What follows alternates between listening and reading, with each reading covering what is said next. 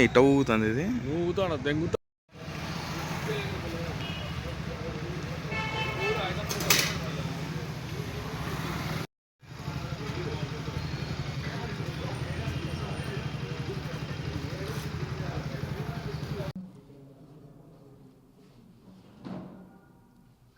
వీళ్ళు ఇట్లా వచ్చింటే బాగుంటుంది. రానా ఎన్నికి రానా రండి బా రానా వేసుకొని చైర్లో చేరేస్తా ఎట్లయినా భాష ప్యాకెట్లు అయ్యా అన్నీ పెట్టు తీసుకుందాం. స్వీట్ బ్యాగ్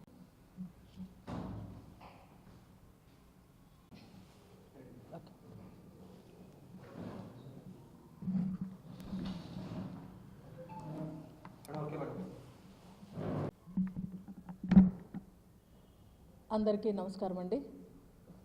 ఈరోజు భారత జాతీయ కాంగ్రెస్ పార్టీ వ్యవస్థాపక దినం సందర్భంగా ఇక్కడికి చేరి వచ్చినటువంటి మీడియా సోదరులకు, అదేవిధంగా కాంగ్రెస్ పార్టీ నాయకులకు, అభిమానులకు, కార్యకర్తలకు అందరికీ నా హృదయపూర్వక నమస్కారాలు. మనందరికీ తెలిసిన విషయమే, కాంగ్రెస్ పార్టీ ఇప్పటికీ ఏర్పాటై 140 సంవత్సరాలైంది. 1885 సంవత్సరము డిసెంబర్ 28వ తేదీన ఈ యొక్క ఇండియన్ నేషనల్ కాంగ్రెస్ పార్టీని స్థాపించడం జరిగింది.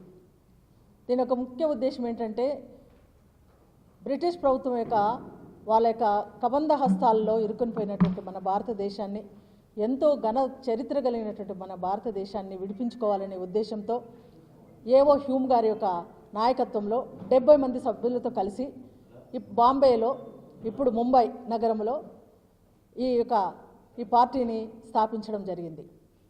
అప్పటి నుంచి బ్రిటిష్ వారికి వ్యతిరేకంగా పోరాడుతూ, తర్వాత మన ముఖ్యులైనటువంటి మహాత్మా గాంధీ గారు, జవహర్లాల్ నెహ్రూ గారు, సుభాష్ చంద్రబోస్ గారు, ఇట్లాంటి నాయకులు, జాతీయ నాయకులందరూ ఈ కాంగ్రెస్ పార్టీ ద్వారానే పోరాడి మనకు దేశానికి స్వాతంత్రం తీసుకురావడం జరిగింది. ఇంతవరకు కూడా ఈ భారతదేశము ప్రగతి పదంలో ఉంది, అన్ని రకాలుగా బాగుందంటే కేవలము కాంగ్రెస్ పార్టీ వల్లనే. 1952 నుంచి 77 వరకు పాలించింది కాంగ్రెస్ పార్టీ.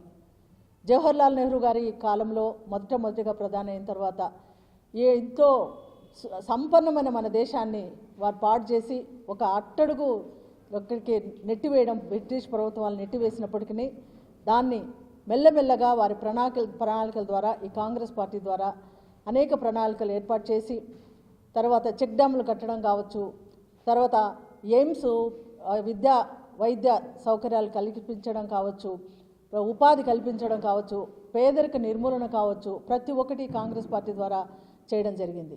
ఇందిరాగాంధీ గారి పీరియడ్లో అయితే గరీబీ హటావో అని పేదరికం అనేది లేకుండా చేయాలనే ఉద్దేశంతో అట్టడుగు వర్గాలు వాళ్ళను బయటికి తీసుకురావడము, ఉపాధి కల్పించడము, రైతులకు రుణమాఫీ చేయడము, ఇవన్నీ ప్రతి ఒక్కటి కూడా కాంగ్రెస్ పార్టీ ప్రభుత్వంలోనే జరగడం జరిగింది. కానీ ఇప్పుడున్న పరిస్థితులు చూస్తూ ఉంటే దానికి పూర్తిగా వ్యతిరేకంగా ఉంది. ఒక ప్రజల కోసము, ప్రజల క్షేమం కోసము, కేవలం రాజకీయం కాకుండా ప్రజల క్షేమం కోసం చూసేదే కాంగ్రెస్ పార్టీ. అటువంటి కాంగ్రెస్ పార్టీని బలోపేతం చేసుకోవాలనే ఉద్దేశంతో ఇప్పుడు అందరూ కలిసి పనిచేయాలని, మేమందరము కలిసికట్టుగా చేయాలని ఈరోజు ఈ ఫౌండేషన్ డే, కాంగ్రెస్ పార్టీ స్థాపించిన రోజు ఈరోజు మేమందరం కలిసి తీర్మానం చేసుకోవడం జరిగింది. ఎటువంటి పదవులు కానీ ఏమైనా కూడా ఆశించకుండా కేవలము పార్టీ యొక్క క్షేమం కోసం, పార్టీ అభివృద్ధి కోసం, అంటే ఈ పార్టీ అభివృద్ధి చెందితే ప్రజలు బాగుపడతారు, కేవలం ప్రజాక్షేమం కోసం ఈ పార్టీని బలోపేతం చేయడానికి మేమందరం కలిసికట్టుగా ఎటువంటి స్వార్థం లేకుండా పనిచేయాలని మేమందరం తీర్మానించుకోవడం జరిగింది. ఈ నియోజకవర్గం జిల్లాలో అన్ని ప్రాంతాల్లో కూడా వారి స్థానాల్లో ఈ యొక్క ఫౌండేషన్ డేని దాన్ని గుర్తు చేసుకొని చేసినటువంటి అభివృద్ధిని గుర్తు చేసుకుంటూ ఇప్పుడు మేము చేయాల్సినవి ఏంటి అనేది ఒక ప్రణాళిక ఏర్పాటు చేసుకోవడం జరిగింది. ఇప్పుడు పరిస్థితులను బట్టి అసలు కులమతాలను రెచ్చగొడుతూ సహోదరత్వం అనేది లేకుండా, మనది కులమతాలకు అతీతమైన దేశం, అసలు ప్రపంచంలోనే మన దేశానికి ఒక ఘన చరిత్ర ఉంది, దానిని తోసివేసింది ఇప్పుడున్న ప్రభుత్వం. ఎటువంటి పరిస్థితులలో చూస్తా అంటే యువతకు ఉద్యోగాలు లేవు, రైతులకు రుణమాఫీ లేవు, గిట్టుబాటు ధర లేదు. తర్వాత ఇప్పుడు అసలు అదంతా అట్లా పోనిస్తే మనము బ్రతకడానికి కరెక్ట్గా మనం కలిసి ఎలాంటి గొడవలు లేకుండా బ్రతకడానికి లేకుండా కులమతాలను రెచ్చగొడతా ఉంది. కాబట్టి ఇటువంటి పరిస్థితుల్లో తిరిగి కాంగ్రెస్ పార్టీ అధికారంలోకి వస్తేనే ఈ భారతదేశం బాగుపడుతుంది.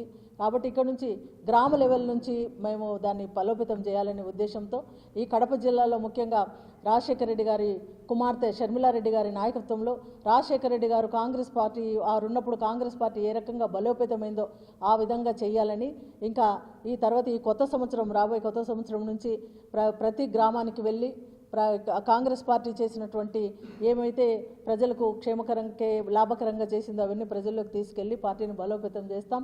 తప్పకుండా షర్మిలారెడ్డి గారి నాయకత్వంలో పిసిసి అధ్యక్షురాలుగా షర్మిలారెడ్డి గారి నాయకత్వంలో ఈ జిల్లాలో ఇక్కడ నుంచి అంటే మొత్తం దేశంలో అంటే ఎక్కడి నుంచి గ్రౌండ్ లెవెల్ నుంచి కావాలి. కాబట్టి ముఖ్యంగా కడప జిల్లాలో కాంగ్రెస్ పార్టీని బలోపేతం చేయాలనే ఉద్దేశంతో మేమందరం కలిసి ఈరోజు తీర్మానించుకోవడం జరిగింది. కాబట్టి మీ ద్వారా మీడియా ద్వారా ప్రజలకు ఒకటే విన్నవించుకుంటున్నాం, ఏమి కాదు అందరికీ తెలుసు. ఒకసారి మీరు ఆలోచన చేయండి, ఇప్పుడున్న పరిస్థితులను బట్టి గతంలో కాంగ్రెస్ పార్టీ ఏం చేసింది గుర్తుపెట్టుకొని కాంగ్రెస్ పార్టీ బలోపేతానికి అందరూ సహకరించాలని మనస్ఫూర్తిగా కోరుకుంటూ ఉన్నాను. Thank you.